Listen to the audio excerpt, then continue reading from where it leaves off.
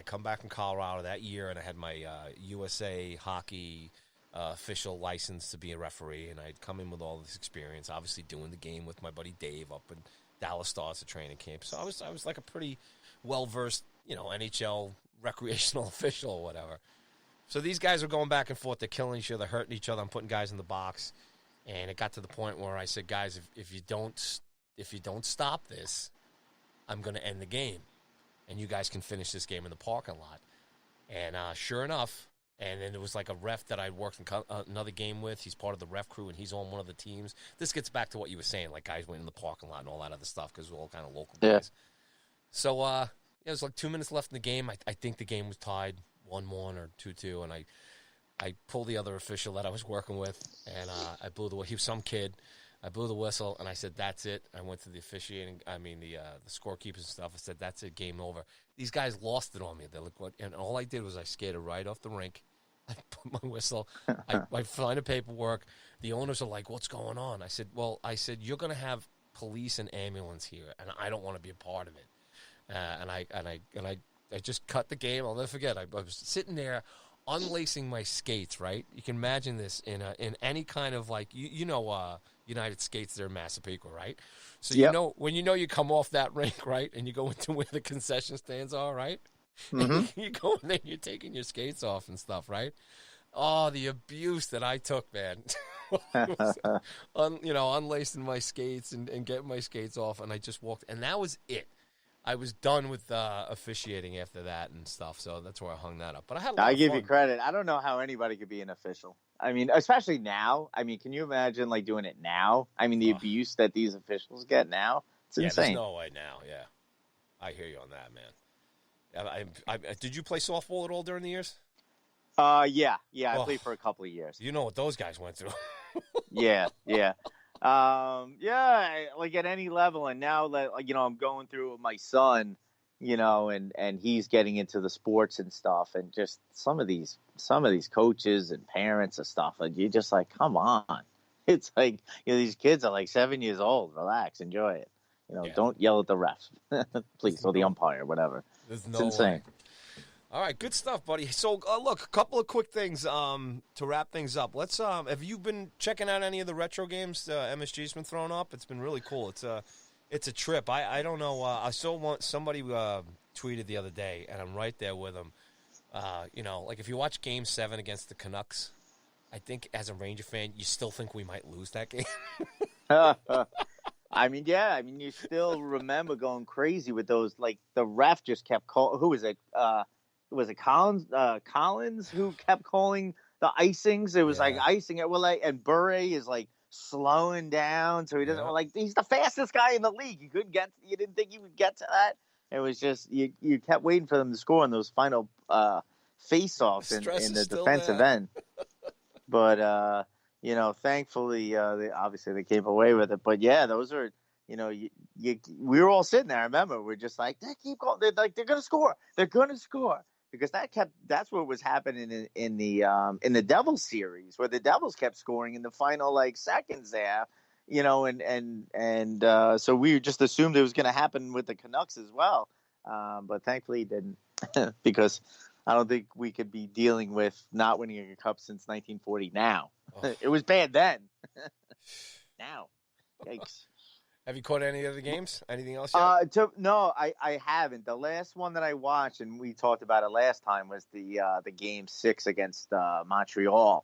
But I really haven't watched a lot of the games or really any of them that they've been showing. I don't know why. I think I've just been watching Netflix stuff. I'm really into Ozark now. So, like, my wife and I just watch Ozark every night. Money laundering might be something you want to get into. That's right. They're getting ready to open up the casino. I'm thinking to my wife, hey, man, want to get in the casino business? You got to take notes when you watch Ozark, man.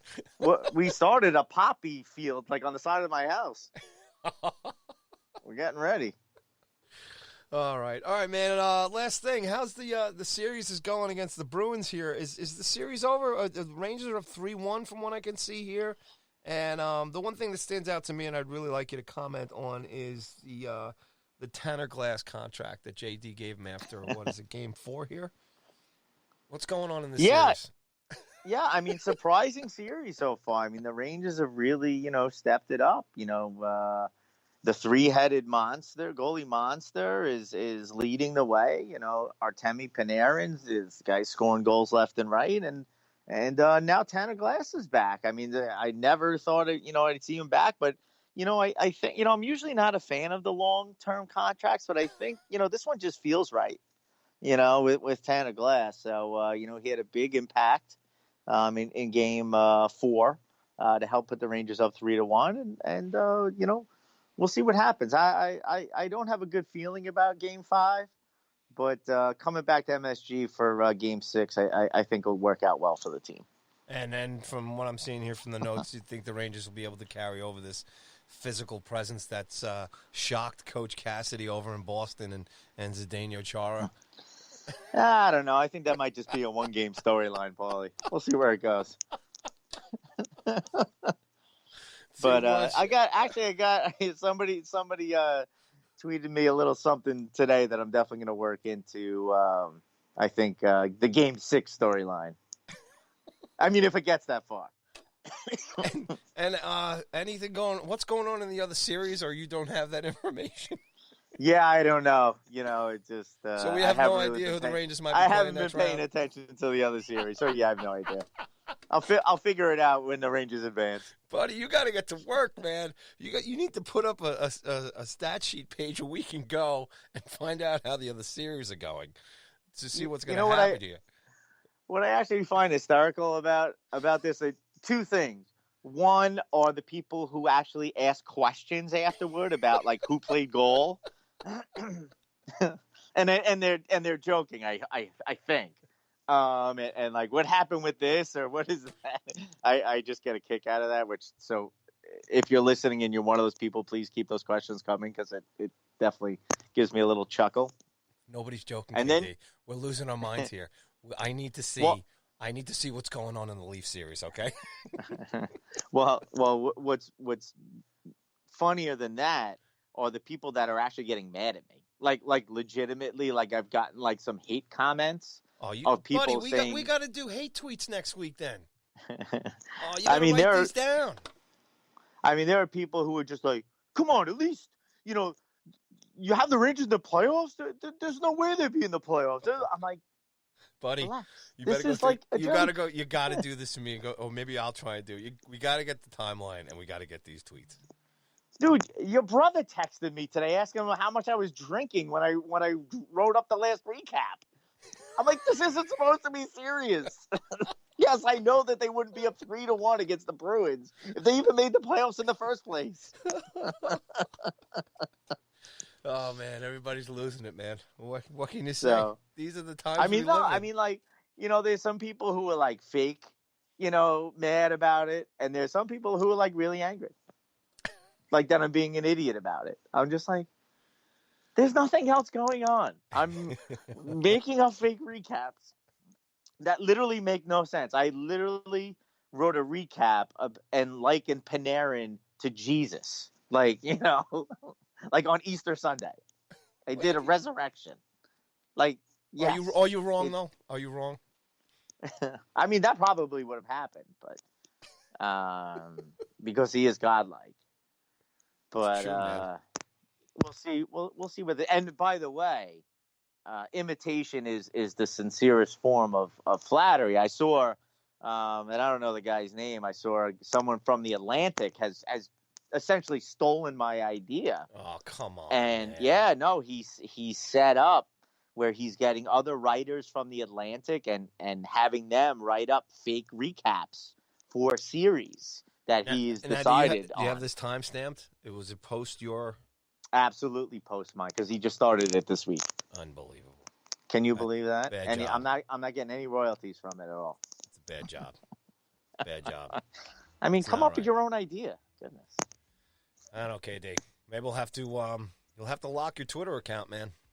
I might have to. You know? I might have to send a cease and desist letter to No, you should. to the Send to the the fake Atlantic. one. What's that? Send the fake one. That's right. That's right. Might as well. I Might got as the well. fake recaps. I got my fake playoff beard going. I'm just rocking it right now. My wife just hates me with a passion right now. But it's going. I told her, I said, as long as the Rangers are still in the fake playoffs, I got to keep this thing growing. Oh, man. And as far as I know, I'm just having a premonition. I think they might be in the Stanley Cup Finals this year. I don't know. Buddy, don't forget, you're not allowed to go anywhere else. So just keep that in mind. All right? The days are gone where you could say, hey, look, I'm going to come over to your house tonight and I'm going to stay with you for a couple of days. The wife kicked me out. You're not welcome anymore. Unless you get tested, baby. All right. Once again, thanks so much for listening to Go Rangers Radio. Great conversation, great memories. Hope everybody enjoyed it. We'll keep doing this, have more fun. Everybody, our healthcare workers, first responders, everybody in the front lines, and to everybody and anybody who's gotten sick or lost a loved one, we truly send our condolences and are thinking for everybody, thinking about you guys. And just stay hang in there, everybody. Stay healthy. Do the best you can.